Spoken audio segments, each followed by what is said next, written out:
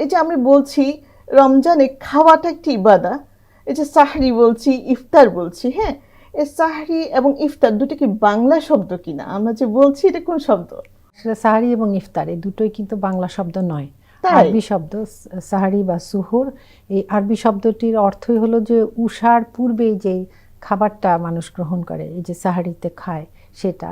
আর ইফতার অর্থ হলো যে সূর্যাস্ত পর্যন্ত একটি রোজাদার সূর্যাস্তের পরপরই যখন সে খাদ্য গ্রহণ করে সেটাই হলো ইফতার।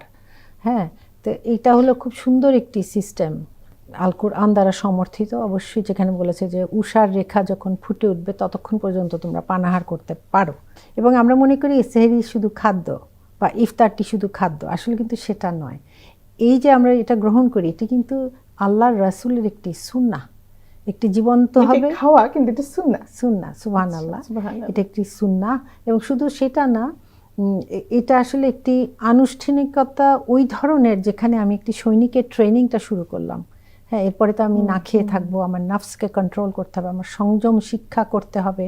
এবং এর একটি আধ্যাত্মিক শক্তি যেমন আছে তেমন দৈহিক শক্তি, স্বাস্থ্যের উপরও একটি প্রভাব রয়েছে। এখানে আমাদের জানতে হবে এই জন্য আল্লাহ তাআলা হাদিসের মাধ্যমে রাসূলুল্লাহ জানিয়েছেন, এটা বুখারী মুসলিম উভয় হাদিসে আছে, যে যদি তোমরা যে সেহরি যেটা খাচ্ছ সেটাতে বরকত রয়েছে।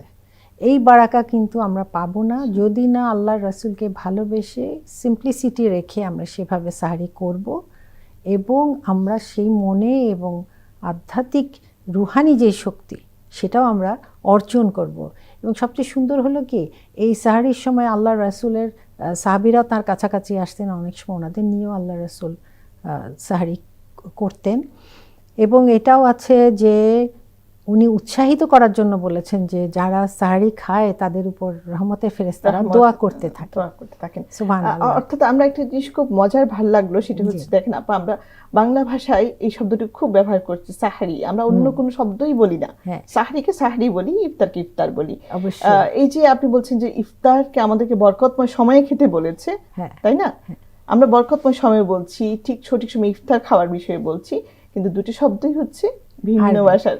এবং শুধু সেটা না, এখানে আমি একটু অ্যাড করি যে এই যে আমরা সাহারিটা খেয়েছি বা আল্লাহর রাসূলের সময় যখন উনি এটা গ্রহণ করতেন, এটা কিন্তু সাহাবীরা তার থেকে শিখেছেন যে ইবাদতে কি করে আন্তরিকতা থাকতে হয়। খাদ্য গ্রহণের সময় আল্লাহর রাসূলের যে সাদাসিধে যে একটি প্র্যাকটিস সেটাকে শিখে নেওয়া এবং প্রতিটি মুহূর্তকে সুন্দরভাবে কাজে লাগানো এবং সময়ের প্রতি যত্নশীলতা।